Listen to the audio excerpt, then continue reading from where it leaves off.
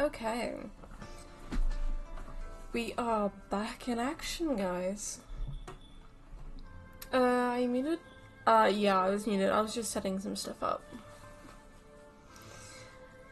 Red Panda is back? Hell yes. The Red Panda is back.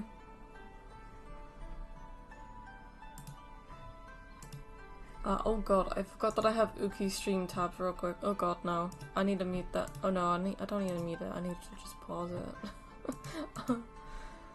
Okay.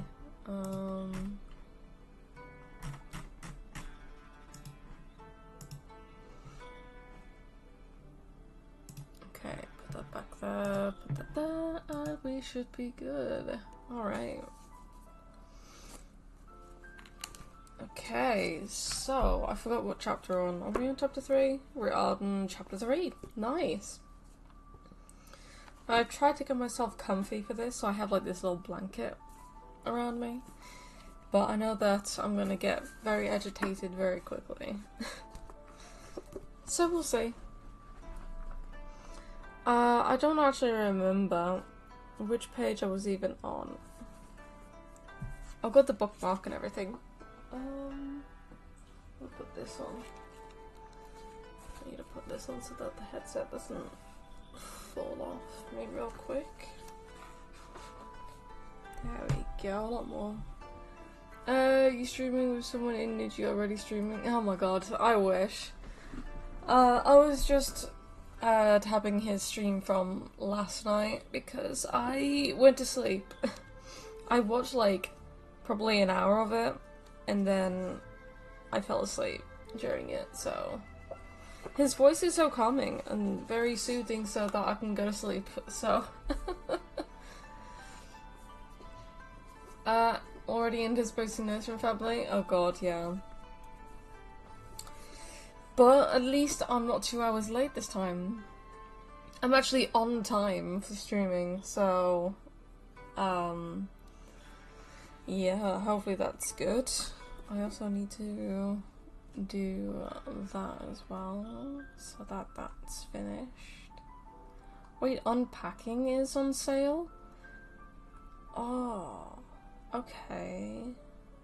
Oh, I love unpacking. So calming. Never mind. Okay, alright, where did we get up to?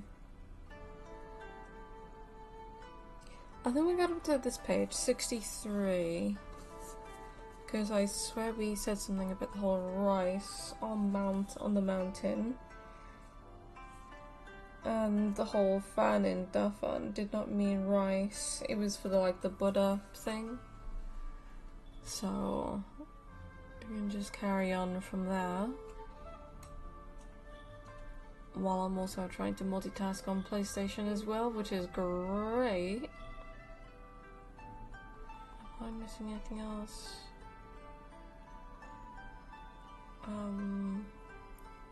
Dispatch again. I already have that. Dispatch again. And dispatch again. It's great how I love multitasking. It's great. Oh, there we go. Aventurine does that. I would share this right now, but this is my main account, so I don't really do that. Topaz, hi. Okay. Last time she met a cute traveling girl. Yes, she did. He did. Oh, I can't even. Alright, let's carry on then. At the center of the long street, there was a bunch of cultivators gathered in a serious discussion. It sounded like they were having quite a difference of opinions. Wei Wuxian could hear them far down the street. It was all right at first, but it somehow grew more and more heated. I do not believe there are soul-eating beasts or fiends at all. There was clearly no activity on any azimuth of the compass of ill winds. If there aren't, then how did 7 townspeople lose their souls? They couldn't possibly have all contracted the same disease. I've never heard of such an illness before. Just because the compass of ill winds doesn't show something doesn't mean it's not there. The most it can do is point in a general direction. It's not accurate enough to be fully trusted. Maybe there's something nearby that's obstructing the needle. Why don't you think about who invented the compass of ill winds? I've never heard of anything that can interfere with the needle. What are you trying to say, huh? What are you implying? Of course I know the compass of ill winds was created by Wei Ming, but it's not like his creations are perfect. So why are you stopping people from questioning it? I didn't say you can't. I didn't say his creations are perfect either. No need to slander. And so their argument swerved in a different direction. Wei Wuxian giggled and laughed as he rode past on his donkey. He wouldn't have thought that, after so many years, he stood strong and unfailing as a topic in Cultivator's verbal battles. He had a way of starting conflict, you might say.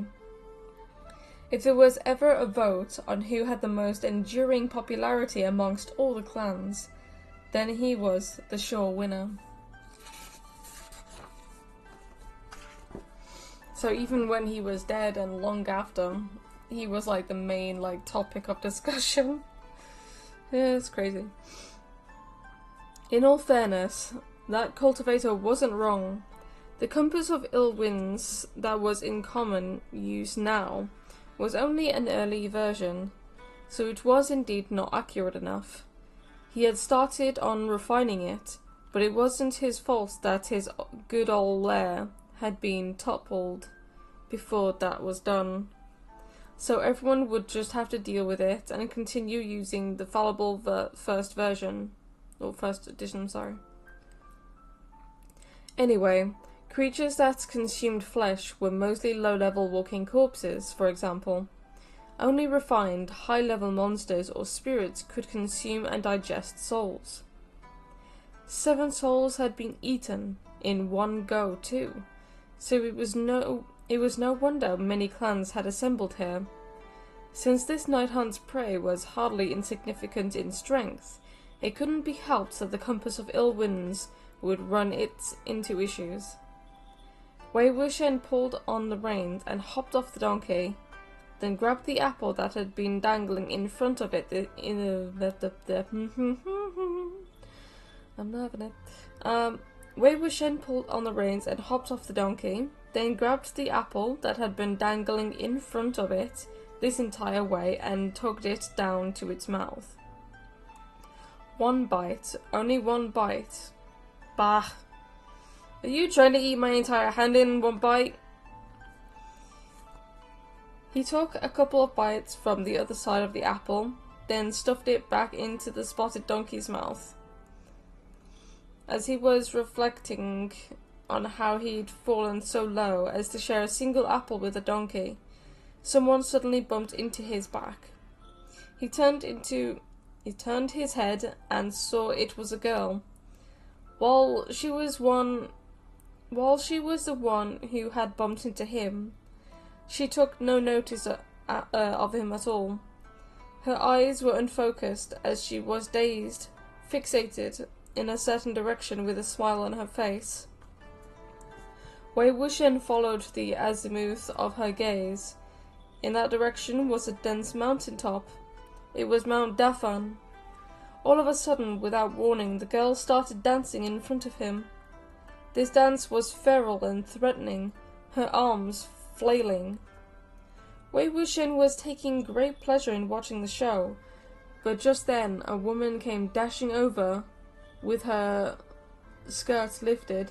She wailed as she hugged the girl.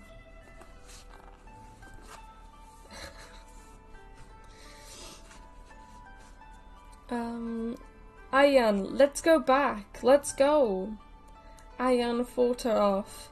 The smile on her face, never having faded, carried a hair-raising sense of maternal affection, and she danced and pranced while that woman continued to chase after her around the streets, weeping as she went. A street vendor on the side commented, "What a sin. Ayan from Blacksmith Cheng's house escaped again. It's truly sad for her mom. Ayan's husband, and her own husband as well. It's not right at all." Wei Wuxian sauntered about, and from snatches of overheard conversation on the streets, sorted out the strange affair that had happened here. There was an old graveyard on Mount Dafan, and most of the central graves, ancestral graves of Fujiao town's people were located here.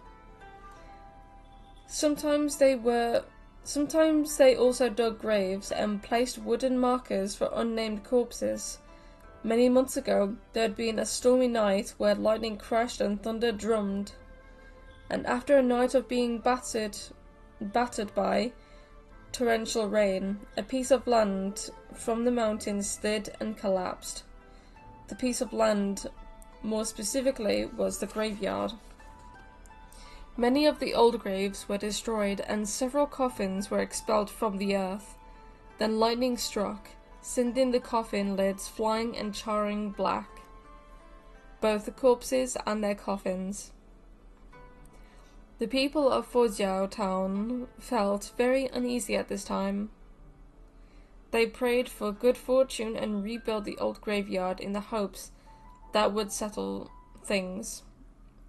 Despite their efforts, since then, cases of people losing their souls began to frequently crop up in Fujiao town.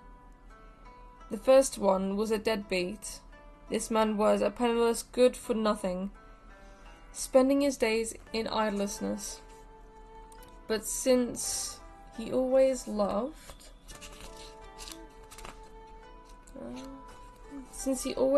catching birds up on the mountain, it just so happened that he got trapped on Dafan Mountain the night of the landslide.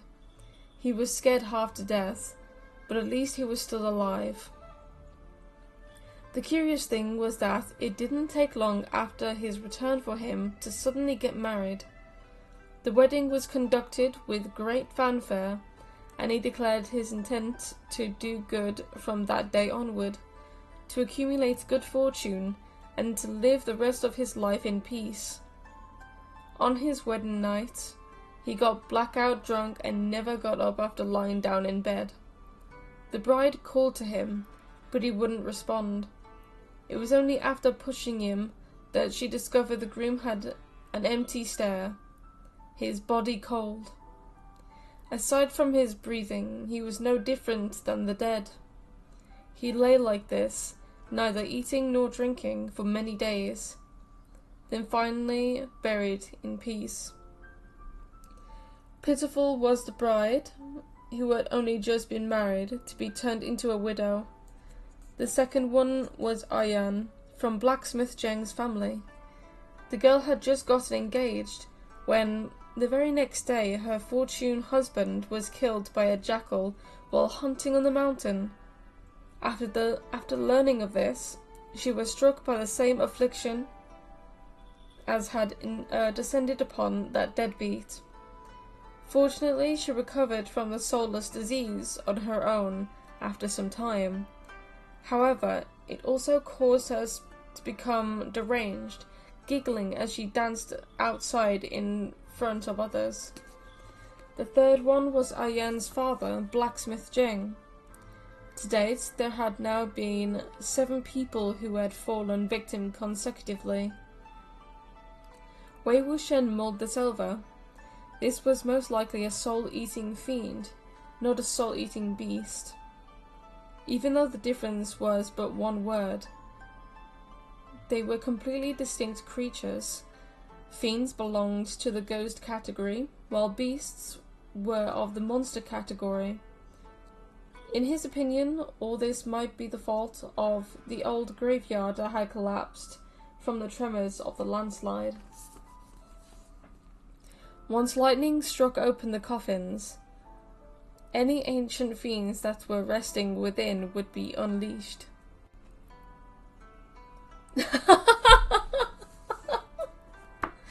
God damn it. Oh, to be fair, you're right, Vishesh.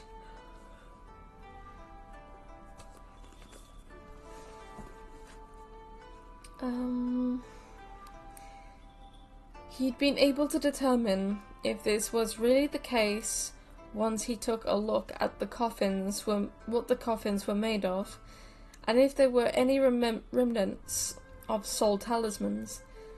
However, the people of Fuzhou Town must surely have reburied and charred coffin. I can't even speak anymore. And if there were any remnants of any sealed talismans. However, the people of Fuzhou Town must surely have reburied the charred coffins a long time ago, and also reburied the corpses anew, so there definitely wouldn't be much evidence left.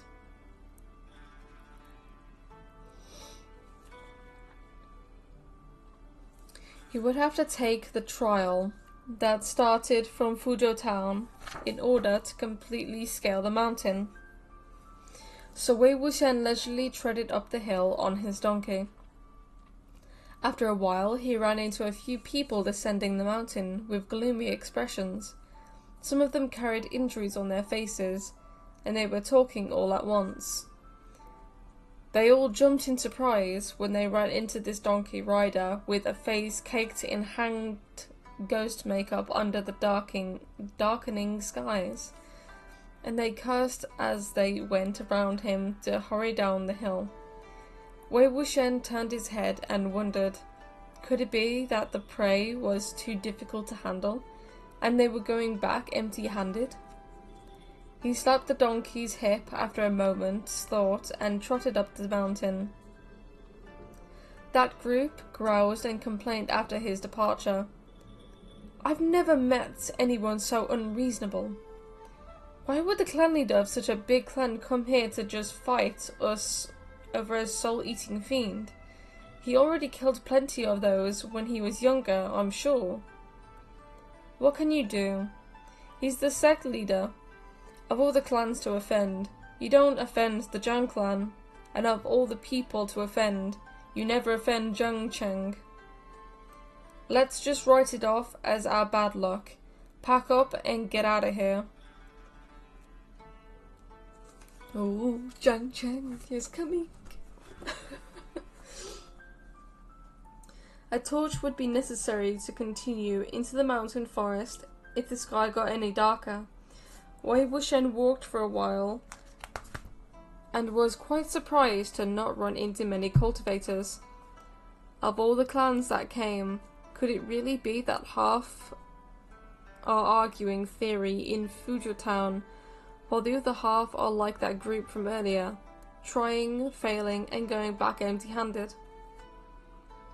Suddenly a cry for help came from ahead. Somebody help! There were both male and female voices, their cries full of panic and helplessness. It didn't sound fake, even though 9 times out of 10 cries for help in the wild were evil spirits out causing mischief, luring the ignorant into a trap. Wei Wuxian, however, was thrilled. The eviler, the better. It had better be evil enough. He urged the donkey to run toward where the voices were coming from, but when he arrived there was nothing in sight. When he looked up, rather than evil spirits or monsters, he saw the independent countryside clan he had run into previously by the field ridge. They were hanging from a tree, caught in a massive, shimmering gold net. Oh, here we go, guys. Here we go. The middle-aged man had led the group to patrol and scout the forest area at first, but they hadn't run into prey they were hoping for. Instead, they stepped into the net trap some rich folk had set up, and ended up hanging from the tree as they cried their grievances. They perked up when they saw someone... Wait, what? They perked up when they saw someone had come, but were immediately greatly disappointed to realize it was the lunatic. While the threads of this immortal binding net were thin, the material of the threads of this... Wait, what? I'm just repeating it. The material of the highest grade, durable and indestructible. Once caught, it didn't matter if you were a human or a god, a ghost or spirit, you'd be trapped a good while, unless, that is, the net was cut with an immortal device of an even higher grade, sorry. It'd be pointless to expect this lunatic to help them down. He probably didn't even know what the net was. Just as they were going to try to ask him to find help, there came the sound of an agile steps crinkling leaves, approaching swiftly.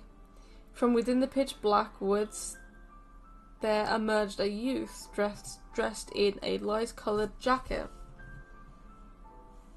There was a vermilion mark dotted between the brows of this little master, and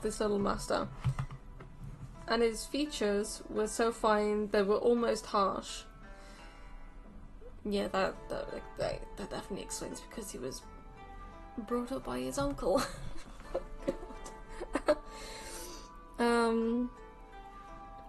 He was extremely young. Oh my god, my voice. Around the same age as Lansitui, a mere adolescent. On his back he carried a quiver of arrows and a long sword shimmering with gold. And in his hand there was a longbow. The embroidery of his robes was indisputably exquisite, swirling together into an extraordinary white peony. The golden threads twinkled delicately in the night. Wei Wuxian marvelled inwardly. Rich. It's not rich, it's rich. This had to be a young master belonging to the Jin clan of Lanling. Only this clan used the white peony as their insignia. By comparing themselves to the king of flowers, they implied they were kings among immortals. Doting one's forehead with cinnabar symbolized the conviction to open the doors to wisdom, allowing the vermilion light of eternity to shine upon the world. This little young master had been about to shoot, but when he saw the immortal binding net had only captured humans, disappointment flashed on his face, and he lost patience. It's you stupid idiots every time. Over 400 immortal binding nets, but it's always the same. Before they manage to catch any prey, dozens of them get wrecked by you lot. I can't even speak anymore. The snobby 1% cultivate. Oh god. The Jin clan is quite snobby most of the time. I think only very, very few of them were actually quite nice. So you can see, like, how that goes. Because of them being rich and everything. Also, Jin Gongyao, the one that we hate and despise, is also from the same clan, so we can see where that went. Oh, good lord. I forgot where I was.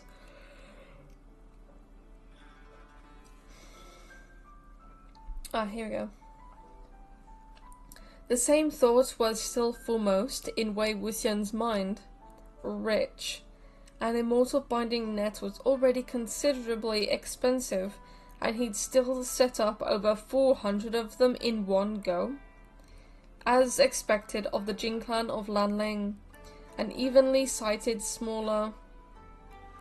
slightly smaller clan would have been reduced to poverty and ruin. However, to abuse the immortal binding net like this to hunt it indiscriminately was not a night hunt. This was clearly an act of driving others out in order to hoard the spoils. It appeared that the cultivators who retreated previously hadn't done so because the prey was difficult, but because these prestigious sects weren't ones to be offended. During the days he'd spent strolling along, and on the account of his ravenous eavesdropping earlier in Fuzhou Town, Wei Wuxian had plenty of gossip about the risings and falls within the cultivation world. As the final victor, that's literally a light cone in Star Rail, what the hell? As the final victor of the tangled war between cultivation clans that had spanned over 100 years, the Jin clan of Lanling now led the clans and sects. The head of their clan was even respectfully addressed as Cultivation Chief. The Jin clan had always been haughty. I don't know how to say that word. The Jin clan had always been haughty and enjoyed extravagance. In the span of years spent presiding high above the others, the clan had prospered and grown powerful, and their disciples were raised to dominate others without scruple. I can't even speak anymore. Inferior clans, no matter how much they were humiliated, I can't speak, had no choice but to swallow it down. Such a small cultivation house from the countryside could afford even less to offend them. This was why, although the boy's words were harsh, and the people hanging in the net turned red in the face at the abuse, they still didn't dare argue back. The middle-aged man said subserviently, "Will the young master grant us the favour of lowering us down?" The youth was frustrated that his prey still hadn't shown itself, so this country bumpkin was a perfect secondary target for venting his anger. He crossed his arms.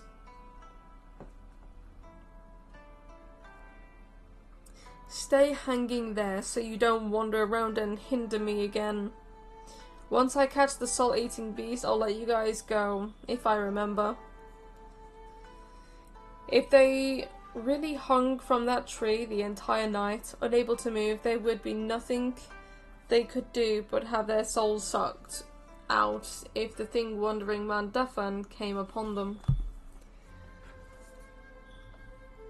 What after that? Yeah, I'm very bad at reading. The round-faced girl who had given Wei Wuxian an apple was terrified and wept out loud. Wei Wuxian was sitting cross-legged on the back of the spotted donkey, but when the donkey heard her crying, its long ears twitched. Suddenly it leapt forth. It even let out a long bray when it did, and if not for that uniquely horrible sound, it would have appeared irresistibly heroic. It wouldn't be idle flattery to call it a mighty young colt. Caught off guard, Wei Wuxian was thrown off its back and nearly broke his skull from the fall. The spotted donkey's broad head charged toward the youth, apparently convinced that it could send the boy flying with a headbutt. The youth's arrow was still knocked in his bow, so he was ready to shoot it down. Wei Wuxian didn't want to go find a new ride so soon, so he pulled out the reins with all his might. That youth took a glance at him and briefly appeared stunned, before his expression immediately turned into scorn. He pursed his lips. "So, it's you?" That tone was 2 parts surprise and 8 parts revulsion, making Wei Wuxian blink in confusion. "What, you went crazy after getting kicked back to your old home? Look at that ghastly painted face. I can't believe they let you out." What was this incredible thing he just heard? Could it be? Wei Wuxian slapped his own thigh. Could it be that Mo Xianyu's father was not some random small-time clan leader, but the infamous Jin Gongxiao? Okay, so a little bit of info here. Jin Gongxian is basically the father of Jin Gongyao, and he's now dead, which I think we'll find out further on in the story what happened to him. He was more of a player, honestly, if I'm being honest. Well, that's how I think of him in the show anyway, because when he's in the show, it definitely it had that kind of like thing where he was surrounded by women, he was being flaunted by other women and stuff, and he was just like that flirtatious type where he didn't give a shit what he was doing, he just, you know, slanted about. Oh. Jin Gongshan had been the previous head of the Jin clan of Lanling, and had long since passed on. This was a character with a long story. He'd had a fiercely strict madam wife from an illustrious family, and had been notorious, afraid of her, but scared, as he might have been. He still insistently played around with other women. Gongshan was a player. Jin Gongyao, I feel, in the anime and in the live action, was in love with, or had a crush on, with Lan Xichen, which is Lan Wangji's brother. The person in blue and white on the screen is his brother. So basically Lan Xichen and Jin Gongyao has a good relationship, even from the past. So we're gonna find out more about both of those two and everything else in between at some point. Here we go. No matter how strict Madame Jin was, she couldn't follow him around 24 hours a day. He was relentless in his affairs. Bedding women from distinguished ladies above to wild prostitutes below. And while he loved womanizing and had a great number of illegitimate children, he was extremely fickle in love. Once he grew tired of a woman, she'd be cast from his mind without any thought to responsibility. That's basically what happened to Mo. It's one of the reasons why he couldn't be a higher leader cultivator, because his dad was a womanizer and couldn't care less about his children. And then the clan for the Mo sect, or the Mo clan, didn't like Mo because of him being gay and everything, so they cast him out as being like an unsuccessful like cultivator who was crazy, just went insane. But yeah, of his many illegitimate children, only one had been responsible. Wait, what? Really? I can't even speak, and I can't read, and I can't understand. It's great. He was extremely fell in love once he had grew tired of responsibility. Only one had been outstanding enough to be recognized and taken back, and that was the current family head of the Jin clan of Lanling, Jin Gongyao. Fucking hate the bastard. Furthermore, even the way Jin Gongshan died was an embarrassment. Old but fully confident he was still robust, he'd fooled around with a bunch of women at once in order to challenge himself. However, he unfortunately overestimated his vitality and died during the orgy. Oh no. There is more to that story, but that's basically the gist of it. Oh no. I couldn't imagine that. No.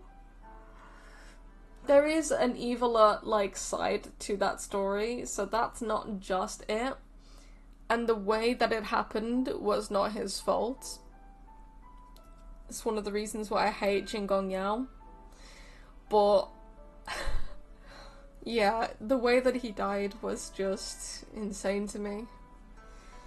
Because of him being a player and everything. Confused.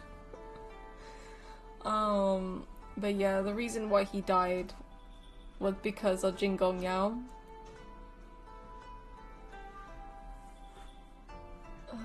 Where's my thing? There it is. Oh, well. That's debatable in the story of Vishesh, but some people could say. I'm preparing to mute my mic. Because someone's next door. And my brother is not here. Ow.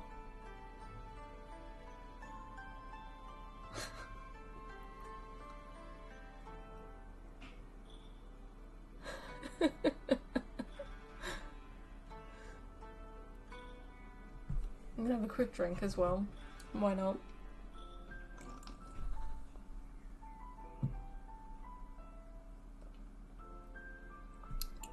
Okay.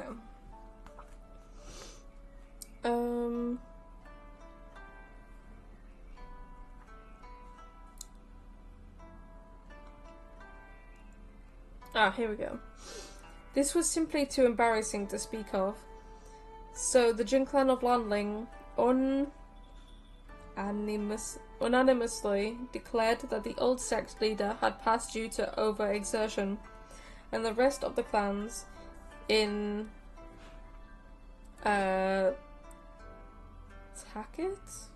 tacit understanding, all pretended not to know the full truth of the statement. In any case, that was the real reason for his infamy. Back during the siege of the burial mounds, Jingong Shan's contributions to the effort had come second only to Jiang Cheng's. Now that Wei Wuxian had overtaken his illegitimate son's body, he really didn't know how this score should be settled. The youth saw him zone out and grew annoyed. Get out of here! Just seeing your face disgusts me, damn cutsleeve. Cutsleeve basically means gay, just so everyone knows. Overexertion. So yeah, because he is gay and everything, he basically was shunned out by everyone, including like even the youths, by being a cutsleeve. It's not great. Hell, even the infamous Lan Wangji, who is also in the picture, he's also gay. He doesn't present it because he's not very good at showing his emotions, but he actually is in extreme love with Wei Wuxian. And we're gonna definitely find out more about that. Oh god. In terms of seniority, Mo Xianyu might have been this boy's uncle, or some other elder. He is his uncle. Well, technically, Mo is his uncle, and so is Wei Wuxian. And yet he had to suffer such humiliation from a junior, even if it wasn't for himself, as he was currently in Mo Xianyu's body. Wei Wuxian felt he had a responsibility to humiliate the boy back. Oh, not a great idea. This is where it turns tables, guys. Overexertion incoming.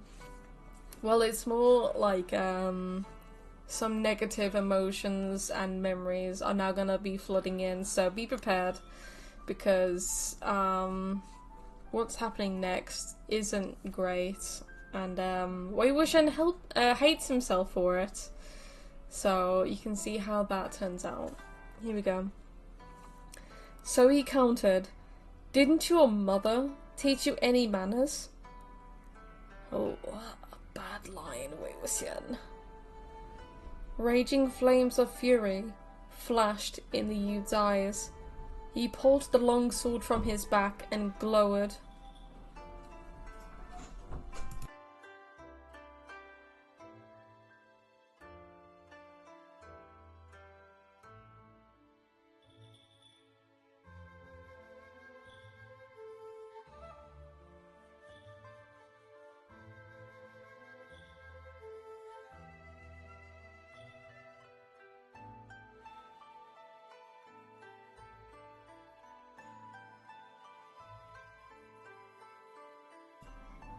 It's a good thing I was prepared with a mute button. I forgot where I was now. Right, here we go.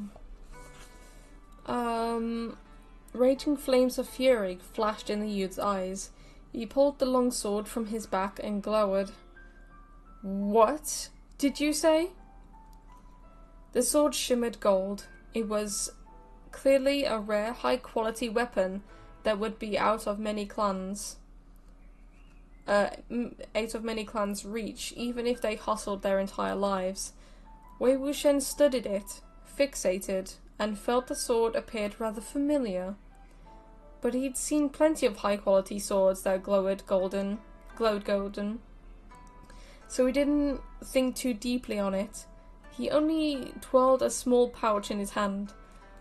This was a spirit-trapping pouch that he'd thrown together haphazardly a few days ago. Using scraps of fabric he found, the youth lunged at him, brandishing his sword, and Wei Wuxian took a small piece of paper cut in the shape of a human from the pouch. He dodged the attack, then slapped the paper onto the other's back. Godlike reflexes? Hell yes.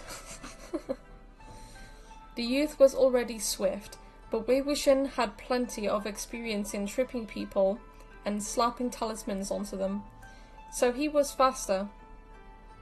The youth felt his back go numb and heavy, then fell forward onto the ground involuntarily.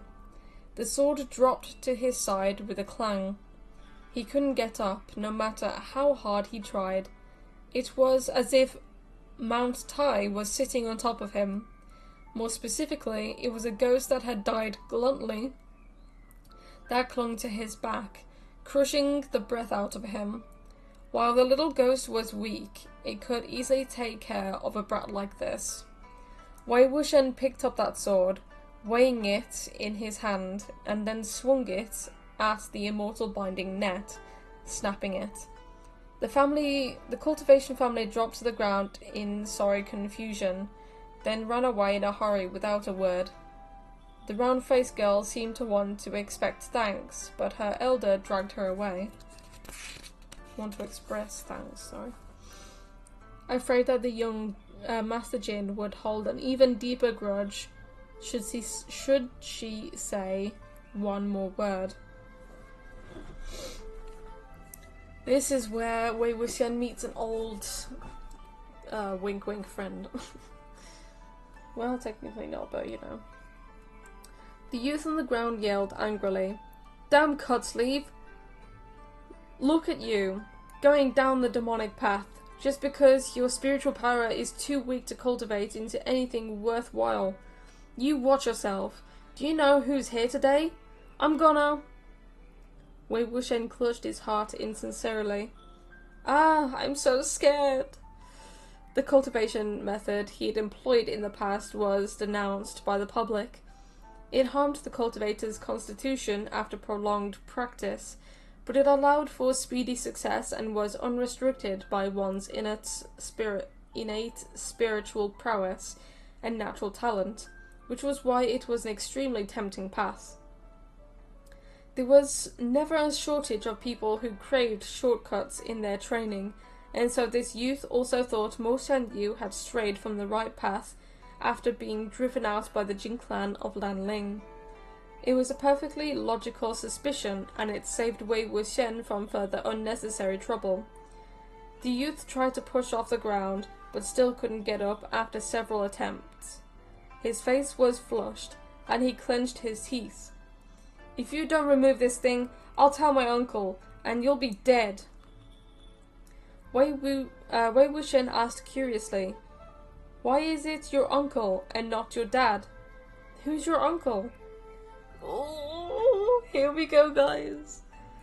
There was suddenly a voice behind him, grave and intensely frigid. "I am his uncle. Do you have any last words?" At the sound of that voice, every drop of blood in Wei Wuxian's body seemed to surge to his head, but then immediately drained away again. Thankfully, his face was already a mess of a ghastly white, so it didn't look strange when he went a little paler. A man in purple attire strode over. He was dressed in a narrow-sleeved light robe, with his hand resting on the hilt of his sword. A silver bell dangling from his waist, yet there was no sound when he walked. The young man had fine brows and almond eyes, with a chiselled handsomeness on his features. His eyes were deep and intense, with a hint of aggression. His gaze like two steaks. I have got steak in my mind. What the hell? Oh god. His gaze like two streaks of cold lightning. He stopped and stood 3 meters away from Wei Wuxian. His expression was like that of a nocked arrow on a bow, ready to shoot, and even his composure was suffused with arrogant pride. He furrowed his brows. "Jinling, why have you dawdled for so long? Do I need to come and invite you back? Look at the terrible state you're in. Get the hell up." After the initial numbness in his brain had passed, Wei Wuxian quickly snapped out of it. He beckoned with his fingers inside his sleeve, withdrawing the paper doll. Jinling felt the weight disappear off his back and immediately scrambled up, grabbing his sword back and scurried to Zheng Cheng's side. Snake eyes, more like steak eyes. Oh god. He pointed at Wei Wuxian and yelled, "I'll break your legs!" When the two stood together, there was a vague resemblance in their looks, much like a pair of brothers. Zheng Cheng moved his finger, and the paper doll swiftly slipped from Wei Wuxian's fingers and flew into his hand. He took a glance at it, and a wave of resentment flared in his eyes. He clenched his fingers, and the paper was sent ablaze, the ghost shrieking as it was burning to ashes. Zheng Cheng said darkly, "Break his legs? Haven't I told you that when you run into heretics, you should kill them outright and feed them to your dog?" Wei Wuxian hastily backed away, leaving the donkey behind too. No matter how much Zheng Cheng hated him, he had thought the feeling would have dispersed somewhat after so many years.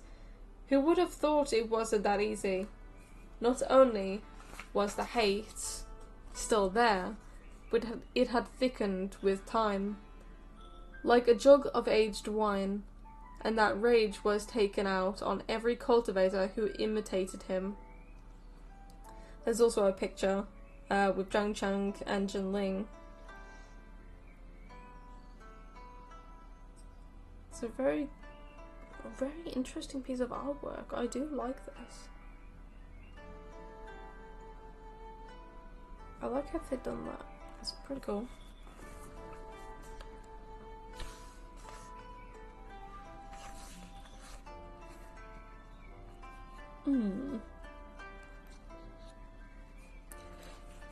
Okay, there's that chunk left, okay.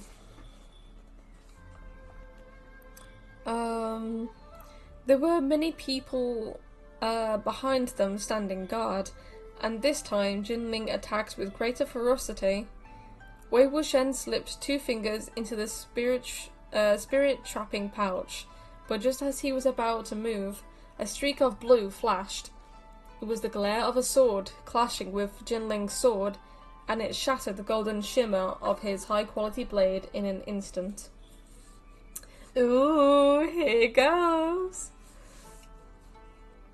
It wasn't that the other sword was superior, but rather the difference in ability between the 2 wielders was too great. Oh hell yes there was.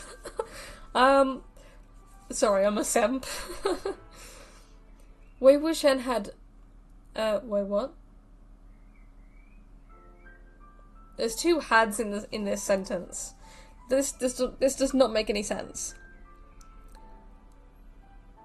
Wei Wuxian had the timing figured out at first, but the radiance of this incoming sword disrupted his steps, and he stumbled, falling flat on the ground before a pair of snow-white boots. He froze for a moment, then slowly looked up. The first thing that entered his vision was a long and slender blade, as crystalline as ice. Ooh. Beachem! Oh my god. If anyone doesn't know about the different swords and stuff in this, yeah, the 2 hads are weird in that sentence for some reason. This sword, well, most swords in this, like, area, all have names because they are spiritual swords. Wei Wuxian's, sword has a name, which we'll find out in the future. And it's very, very interesting. I do love it. But this one that we're about to be, well, we are introduced to, is called Beachem. So, now we're introduced to Beachem, and we are not going to talk about the incense burner chapter, where some, not safe for work things happen with it.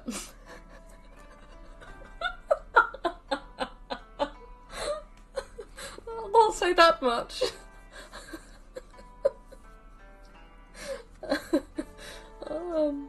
Okay, let's continue. Where was I?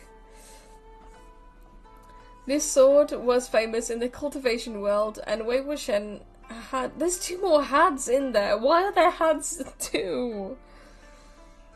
Had the honor of experiencing its power directly on multiple occasions, both fighting alongside and against it.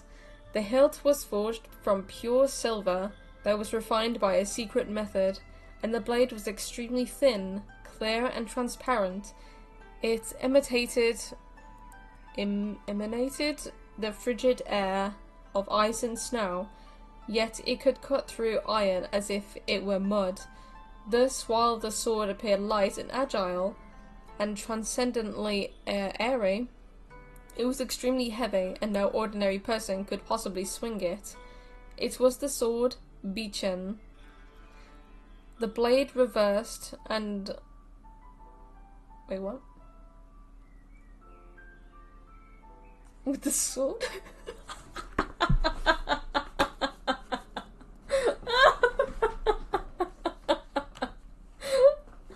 Yeah. Oh my god, I'm crying.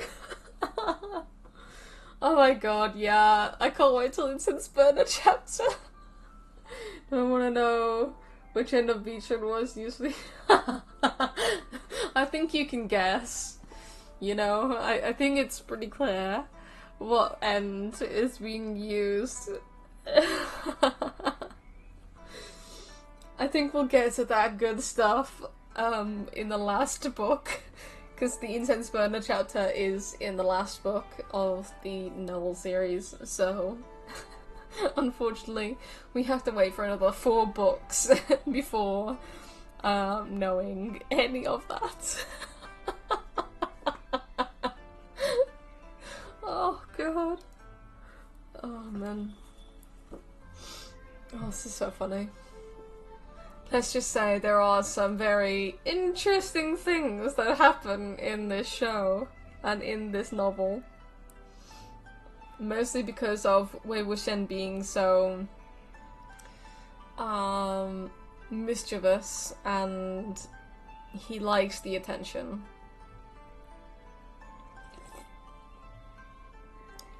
Oh my god. I can guess, but should I guess? I mean, why not? I mean, it got Lan Wangji's attention. So, okay, I'm gonna not do anything anymore. No, I can't. Okay, I need to continue. Okay, here we go. The blade reversed, and above Wei Wuxian's head, there came the clang of the sword being sheathed. At the same time, Zhang Chang's voice came from the distance. I was wondering who it was. So it's Lan Gongzi. Yeah, Lan Wangji has so many fucking names. Lana Gongzi, Lana Gaga, Gaga, Lan Chan, Lan Wangji, Han Gongjun. He has so many goddamn names. The same as Wei Wuxian. He's Wei Wuxian, Wei Ying, Yiling Laozu, Yiling Patriarch. Technically, he is Gaga to Lan Wangji because he's older than Lan Wangji, technically.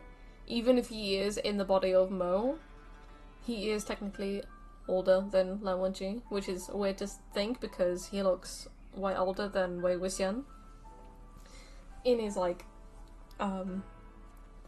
first body, his first life, but yeah. Here we go. Oh, Lan Wangji. Yes. Okay. The pair of white boots unhurriedly took 3 steps forward, walking around Wei Wuxian. Go, don't forget that one. What? Oh my god.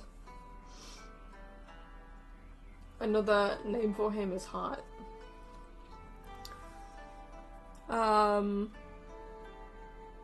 Wei Wuxian looked up and got to his feet.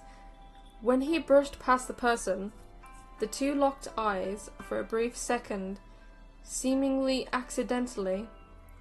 The newcomer was cloaked in soft white moonlight. He carried a 7-stringed guqin on his back.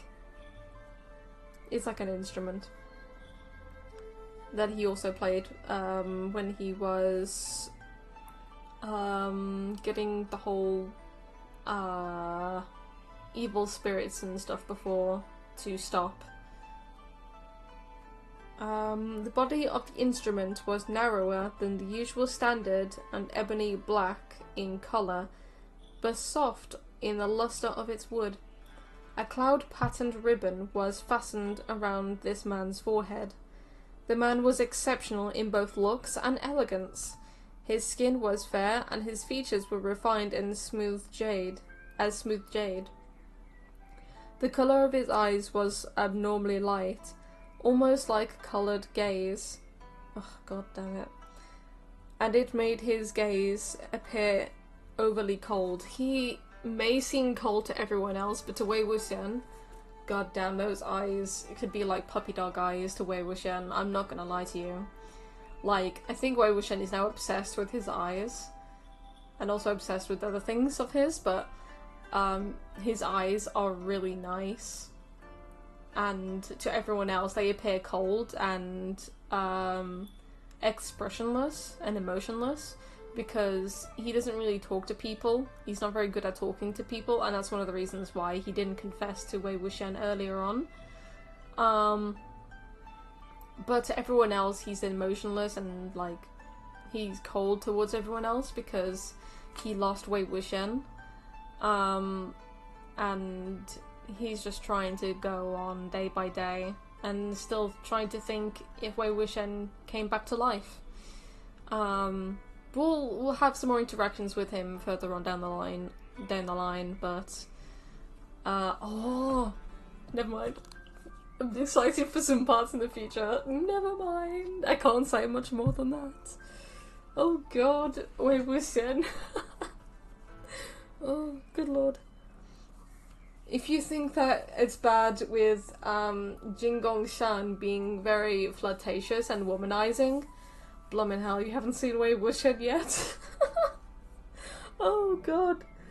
To Lan Chan, he is very flirtatious. Oh god. And in the end it works. Oh, it works. Oh, good heavens.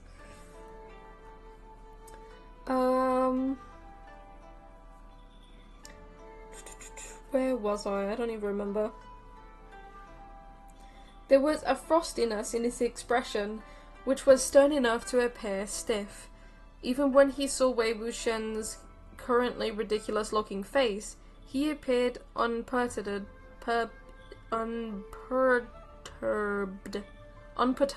I don't know what that even means. From head to toe, he was scrupulous and immaculate, with a single foot placing incorrectly. Two words still. Wait, what? Without a single foot placed incorrectly. Even so, 2 words still jumped out in Wei Wuxian's mind. Funeral clothes. Okay, yeah. This was like a thing that he recognized the Lan Clan of Gosu's like clothing. He thought that they were like funeral clothes. That's one way to recognize their outfits, which is weird because in the UK funeral outfits are normally black and not white and blue. But I guess in the Lan Clan sects and in that area, funeral clothes are in white, I guess. Maybe. I don't know. Those were funeral clothes that couldn't be denied, no matter how much the other clans proclaimed the uniforms of the Lan Clan of Gosu to be the most pleasing to the eye, and sang their exaggerated praises to the heavens. Furthermore, no matter how thoroughly Lan Wangji was praised as an unrivaled rare beauty, nothing could help the fact that he looked profoundly embittered, as if he had lost his wife. Well, he lost his wife, technically, which was Wei Wuxian, his man-wife. He lost him, so yeah, I can see why he looks so cold and emotionless towards everyone. For funeral, wait, what? White clothes for funerals are an Eastern world thing. Oh, okay, I didn't know that. In an unlucky year, enemies are bound to clash. Blessings never come in pairs, and misfortunes never come singly. Lan Wangji stood unspeaking. He faced Zhang Cheng's with quite a... Wait, what? He faced Zhang Cheng with quiet calm and met his eyes squaringly. Zhang Cheng was exceptionally handsome, but he was still a little inferior to the one standing before him, and certainly the more impatient of the two. He quirked a brow. Han Gongjun truly lives up to his reputation of appearing where there is chaos. What brings you here to the deep mountains today? Leaders of prominent cultivation clans did not normally care for these low-level evil spirits.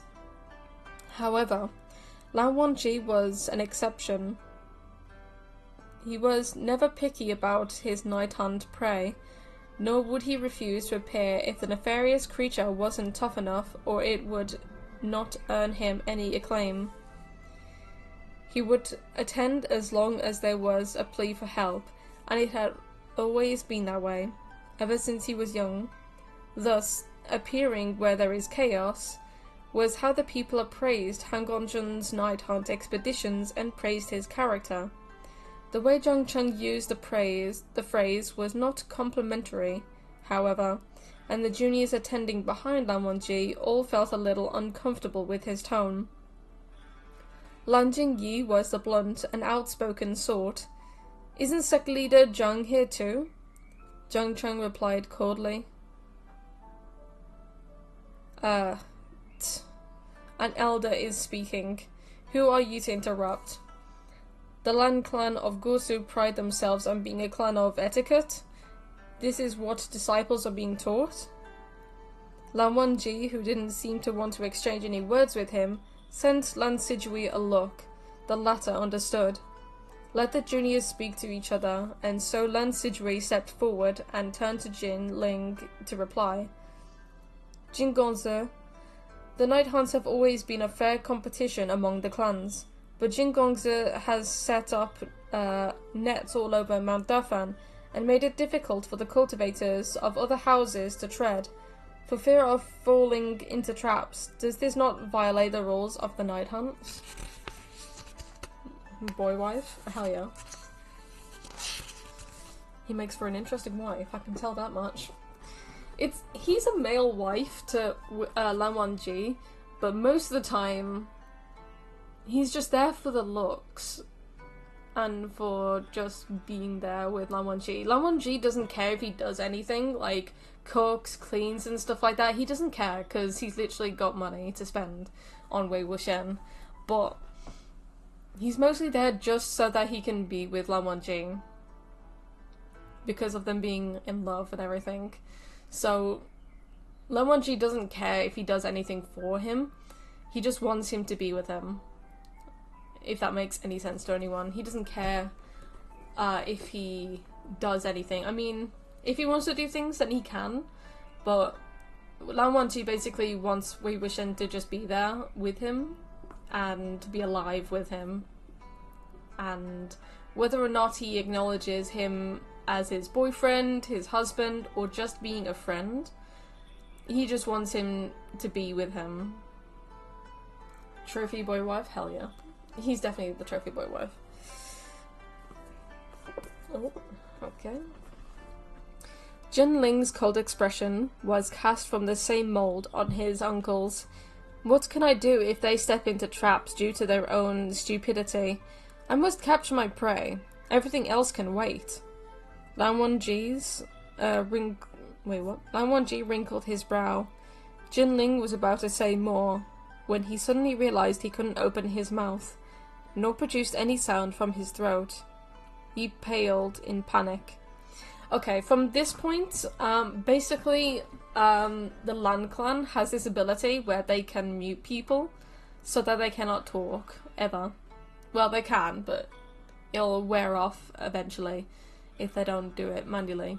So basically at this point, Lan Wangji is basically muting Jin Ling because he's talking nonsense, or he's about to talk nonsense. Just so that he can tell him to shut the fuck up, basically. And then Zhang Cheng is basically gonna tell him off and everything. But yeah, that's basically it. When Zhang Cheng saw that Jin Ling's lips were now glued together, unable to part, anger clouded his face and all previous forced civility went out the window. You, Lan, what's the meaning of this? It's not up to you to discipline Jin Ling. Release the spell. The silence spell was what the Lan clan used to punish its disciples. Wei Wuxian had fallen victim to this little trick on many occasions. Oh god, I remember. Oh my god. Basically, when Wei Wuxian was younger with Lan Wangji, he was kind of flirting with him, and Lan Wangji had to use the silence spell on him to shut him up. But yeah, it's a nice superpower to have in customer service.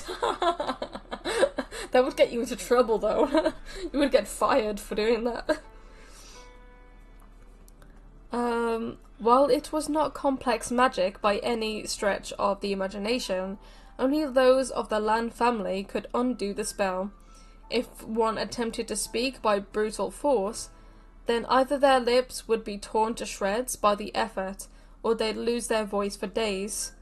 The penitent one had to keep their mouth shut and self-reflect in silence until the punishment period was over. Lan Sidgui said, "There is no need to be angry, Sack Leader Zhang. As long as he does not try to forcibly break the spell, it will be automatically undone in one instant's time." Zhang Cheng had yet to reply when a man clad to the Zheng clan's purple came rushing out the woods. "Sect leader, When he saw Lan Wangji standing there, however, he appeared hesitant. Zhang Cheng said derisively, "Go ahead. What other bad news do you have to report?" One incense time roughly equals 30 minutes. Oh, okay, so an incense time is 30 minutes, so he would be silent for 30 minutes. Okay. The sect disciple said in a small voice, "Not long ago, a flying blue sword destroyed the immortal binding nets you arranged." Zhang Cheng shot Lan Wangji a look, anger clouding his expression once more. "How many?" The sect disciple replied cautiously, "All of them. Over 400. Zhang Cheng seethed with anger. He had never expected such bad luck in his expedition. He had originally came to assist Jinling. The boy was 15 this year, the age to make his debut and fight for experience with the juniors from other clans. Zhang Cheng had reviewed the option carefully before deciding on Mount Dafan as the hunting ground. He had then set up nets everywhere and scared off all the other cultivators, making it so difficult for them to move that they'd be forced to back off. Also Jinling would emerge the winner without anyone fighting him for the title. While over 400 immortal binding nets were extremely expensive, the price was nothing to the Zhang clan of Yunmeng, however. Destroyed nets were a small matter compared to losing face. However, destroyed nets were losing face. Lan Wangji's actions made Zhang Cheng boil with anger, and his fury. I'm reading the same line over again. God damn it! I've repeated the same line like 3 fucking times. Lan Wangji's actions made Zhang Cheng boil with anger, and his fury spiraled higher and higher. He narrowed his eyes, and his left hand subconsciously stroked the ring on his right index finger. This was a dangerous sign. Everyone knew that the ring was a formidable and deadly spiritual weapon. Once the Zhang clan leader started fiddling with it, it signaled his intent to kill. However, Zhang Cheng didn't stroke it for long before he forced his hostility back. Although he was quite unhappy, as the leader of a sect, there was much more to consider. He couldn't be as impulsive as that brat Jinling. Ever since the decline of the Ni clan of Tihe, of the current 3 great clans, the Jin clan of Lanling and the Lan clan of Gosu had always been close due to the strong personal friendship shared by the clan leaders. Oh, trust me, I've tried doing that multiple times. I'm not very good at doing that. Zhang clan ruled the Zhang clan of Yunmeng alone, so it could have been said that he was in a state of isolation. Han Gongjun, Lan Wangji, I can't even speak anymore. Han Gongjun Lan Wangji was a distinguished cultivator of great prestige.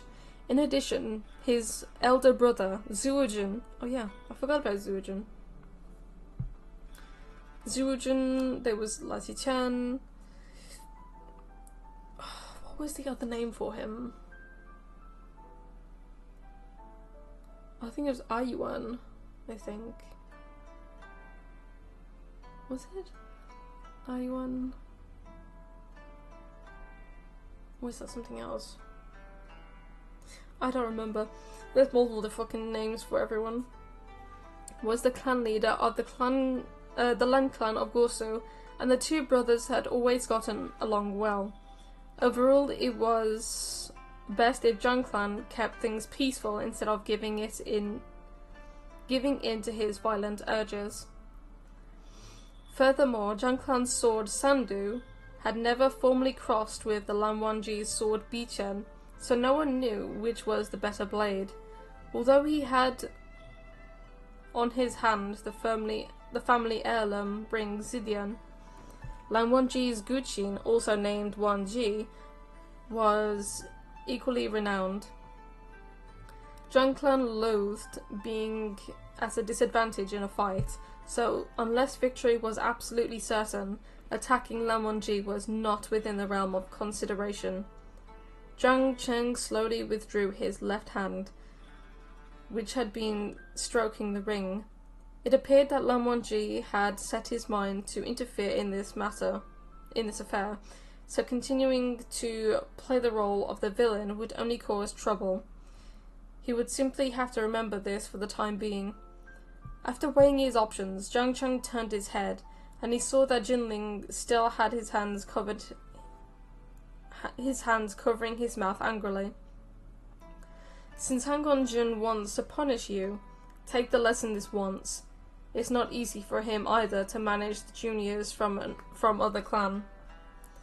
His tone was sarcastic, but it was unclear to whom it was directed. Lan Wangji, who never responded to such provocation, ignored him. Zhang Cheng turned his voice scathing.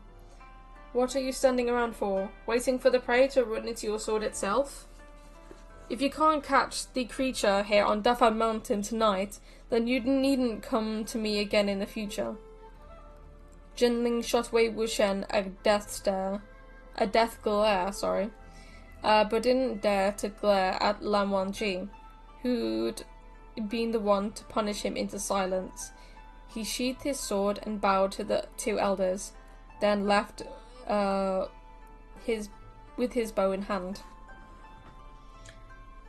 Even the musical instruments have nicknames. Yeah, exactly, yeah. Everything has a name. Lan Sidri spoke up. Sect Leader Zhang, the Lan clan of Gosu will fully recompensate all the immortal binding nets that were destroyed. Zhang Cheng sneered. No need. Then he turned in the opposite direction and strode confidently down the mountain. The sect disciples behind him all quietly followed with long faces, knowing there'd be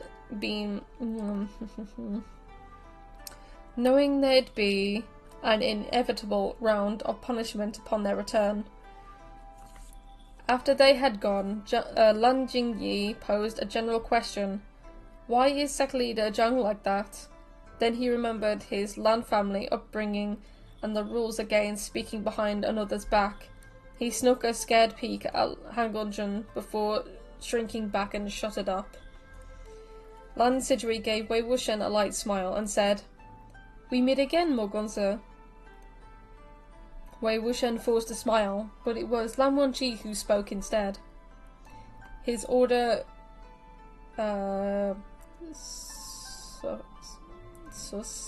succinct and clear without any flowery language. Do your work. Only then did the juniors remember why they were on Mount Dafan. They gathered themselves and respectively awaited further instructions. A moment later, Lan Wangji said, Do your best, but do not overexert. His voice was deep and captivating. If one stood close, it would make the heart flutter, I bet. The juniors acknowledged the order politely and headed deeper into the woods, not daring to stay longer. I think Wei Wuxian loves his deep voice anyway, because his voice is really goddamn good. Like, in the Donghua, his voice is incredible, especially either when he's sleepy or when he's doing a deep voice to Wei Wuxian. Because it's just like that, like, domineering kind of voice, but that sexy kind of voice, you know?